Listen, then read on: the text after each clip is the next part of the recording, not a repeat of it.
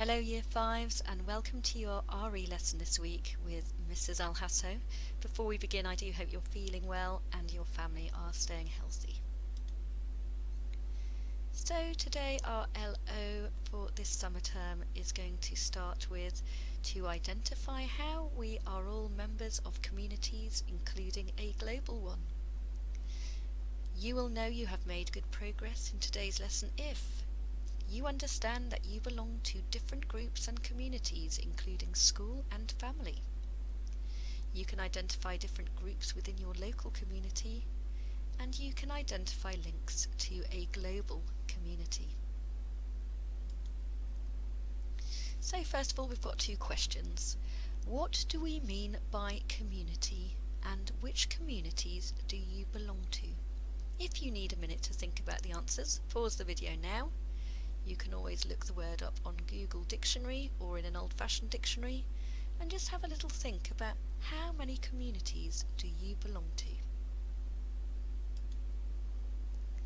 So let's start off with the school community. Now at the moment, obviously you're not in school, but when you are in school, you are part of a school community. And even from home, you are still part of Hampton Junior School. So let's have a little reflect about what sort of things you would consider are important when you're thinking about being part of Hampton Junior School. Well, first of all, we should remember the 5 main rules, those B rules that we try to follow at Hampton Junior School. Let's see if we can remember what they are. So, we want to try and be hardworking and to challenge yourself. We try and pride ourselves on being good listeners, not only to the teacher, but to others. We want to try and be a responsible member of our school community. That means being responsible for our actions, our behaviour, for equipment, both our own and the school's. We want to be respectful towards ourselves, others, and the school environment. A really important one, to be kind to others. If you're kind to others, we know that you can be kind to yourself and other people will be kind to you. So next let's have a think about our local community. That is where we live. For many of you, you'll live in Hampton, but for others you'll live in the local area of the school. Let's have a look what it means to be part of your local community. Well, there are going to be lots of different answers that you could choose, so I've picked a couple, but feel free to add any of your own ideas to them. You want to be respectful and polite to others. So when you're walking around or cycling around, you want to be smiling, you want to be talking to your neighbours, make sure that you feel part of the community as well as they are part of it too.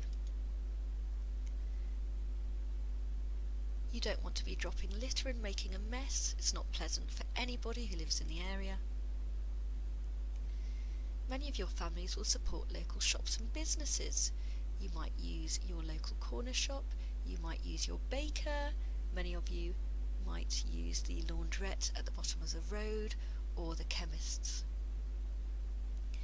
At this particular time, a lot of your families will be supporting and helping local residents. I know there's somebody opposite me who's 70 years old and doesn't like to go out, and often I will ask him if he needs anything when I go down to the shops. You probably have family or neighbour nearby that you might be able to do the same for. You'll probably be respectful of public property, and by that I mean when you go down to the park. You can't play in the playground at the moment or play on any of the gym equipment at Hathrop Park if you live in Hampton, but when that is open again, I'm sure you are very careful and you leave it as you find it. You might be part of a local group or a club. This might be sports or another type of group. And then finally we've got our global community. Now this is something a little bit more interesting. I'm going to show you a video in a moment which summarises what a global citizen is and being part of a global community. Let's just have a very quick look at this map of the world. Can you find the UK? You might even be able to identify other places that you either heard about or that you've been to, or you may even have family living abroad in other parts of the world at the moment. Let's watch a quick video now, just to highlight what the key ideas are of being a global citizen and being part of a global community.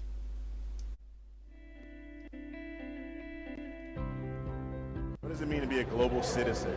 To me, being a global citizen is understanding that everything's connected. Making decisions based on the good of everyone, not just ourselves. I am a global citizen. Only one planet. Loving people is the best way for you to be a global citizen.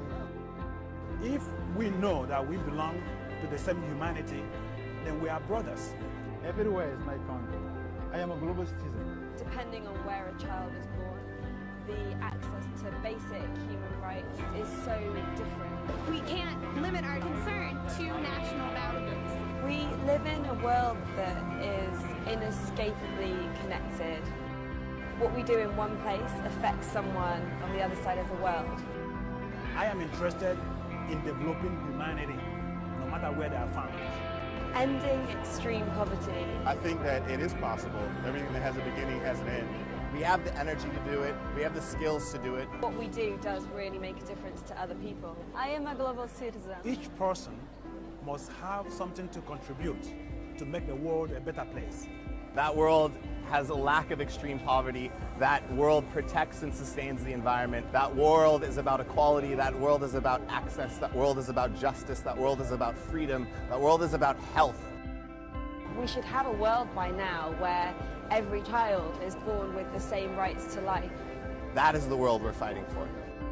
Because the world we want and the world we're envisioning is the world we're going to make, and it's going to be beautiful.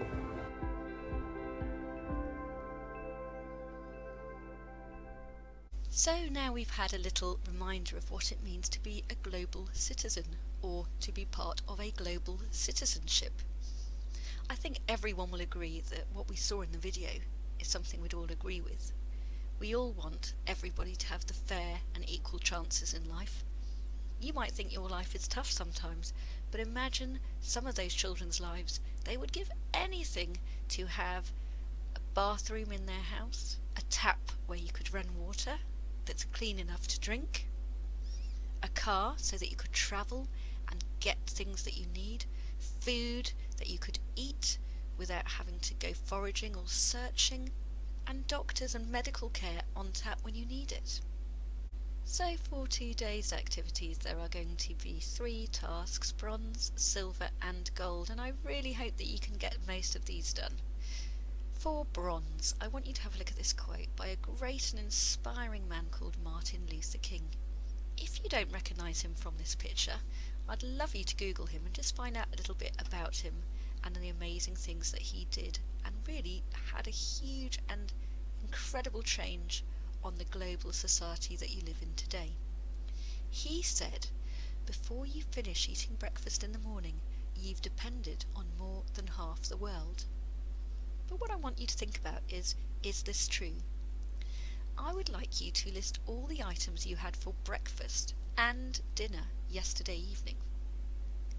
How many countries helped produce the food you ate? So, first of all, on a piece of paper, or on the computer, or in your head, just write down all the items that you had for your breakfast. If you didn't have very much for breakfast, think back to yesterday's evening meal. Write down a list of what you ate, and then work out, either by looking at the packaging, or asking someone else at home, or finding the packaging, what countries provided that food. You might be surprised by how many countries in the world provided what you ate yesterday. Then, when you have done that, I would like you to go on to silver. It says complete the bronze task first, and then can you find any answers to each of these? So let's have a look across the top first. It says a fruit or vegetable that was grown in the UK. Can you find one of them? A language spoken in the UK, other than English. What other languages are commonly spoken? They might be in your family. Something that comes from the rainforest in Brazil. You might need to Google it. A charity that works overseas. Again, you might need to use your computer or ask a grown-up to help you. A country where rice is eaten. When you found that country, can you identify it on the map? Something you know about a country in Asia. So first of all, have a look at the map or an atlas in your house or online and see if you can find Asia. And then identify a country. The last three reads something you are wearing that was not made in the UK, a country you have read about or heard about, and finally a famous person from a country in Africa. You can either jot these down or you can print off this sheet, which will be in your home learning activities section, or you can just put it on the computer and see if you can write a text box over it. And finally, for gold, many of you will be going for gold today. Complete the bronze and silver task first, and then choose a category from the silver task and find out 5 interesting things about it. So, if you decide to choose a charity that works overseas, choose the charity and then see if you can find out 5 facts about it. You'll probably need to do some research. One of the facts might be a picture of either the world and the areas of the world where it works, or it might even be people who work for that charity. I hope you enjoyed today's lesson, all about being a global citizen, but thinking too about what it means to be a local citizen, not only of your school, but the area that you live in. Until next week, stay safe, Year 5s, and I look forward to doing another lesson with you soon.